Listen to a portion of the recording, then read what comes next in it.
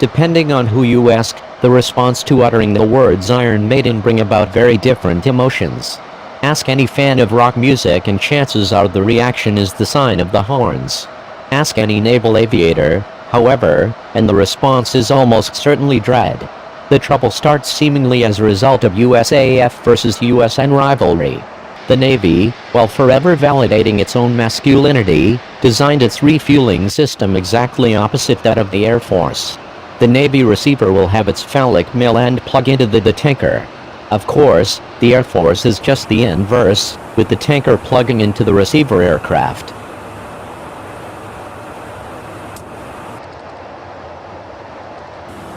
In the Navy system, each aircraft is equipped with a refueling probe. Department of the Navy tankers are designed from the start to be equipped with a drogue, such as on the KC-130 or the ARS pods on the Super Hornet. The Air Force tankers are fitted with a special drogue receptacle, commonly called the basket, specifically to accommodate their Navy customers. Once the pilot is in the basket, it is pretty easy to top off for both the tanker and receiver. The hose is long, flexible, extendable and retractable while plugged in, and overall very user-friendly. Here's a Hornet tanking from a KC-10 extender, which has a nice, long refueling hose that affords the receiver plenty of room to maneuver.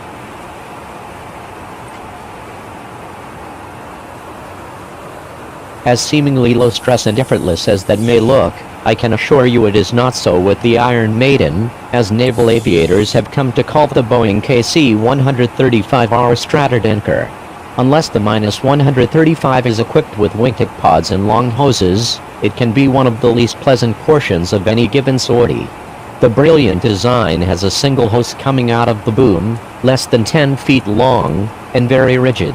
While it's often easier to get plugged in compared to other drogues, staying in is an entirely different ballgame.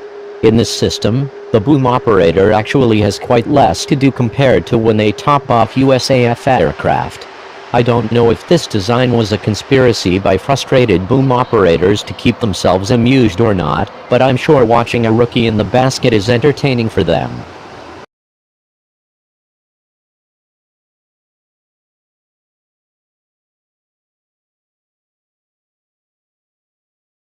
The process entails roughly 10 minutes of continuous, intense concentration. Not your ordinary intense concentration, but more like a surgeon's concentration when operating. To get fuel to flow, the receiver must push the hose forward enough to cause a bend or kink. Since the hose is so short, any sudden movement in any direction means you are a half second away from breaking your airplane and the tanker. The most likely result is ripping the refueling probe off your aircraft, definitely not something you want to happen over Indian country. The problem can be exacerbated if there is an overzealous boom operator. The boom can still be controlled and moved by the operator. Depending on his or her experience level, this can be a great help or a nightmare. In my experience, the operators that just let me do my own thing often gave me the best time while plugged in.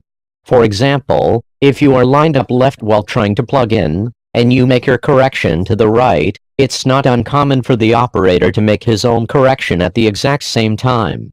This will leave you now lined up right of the basket. And the dance continues.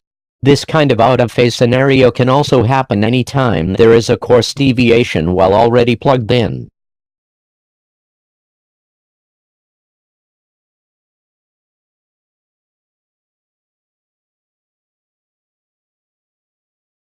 Basket slaps on the aircraft are not uncommon. It is hard to dance with the Maiden and not get roughed up.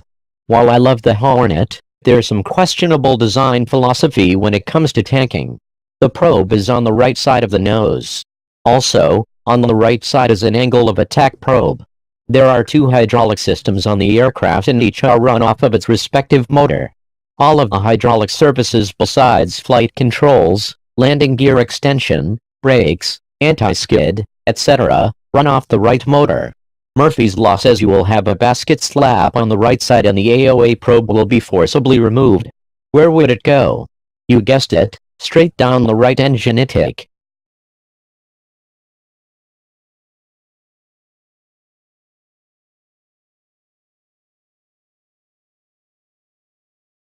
Now you are looking at a potential single-engine scenario with degraded AOA information going to your air data computer and flight control computers.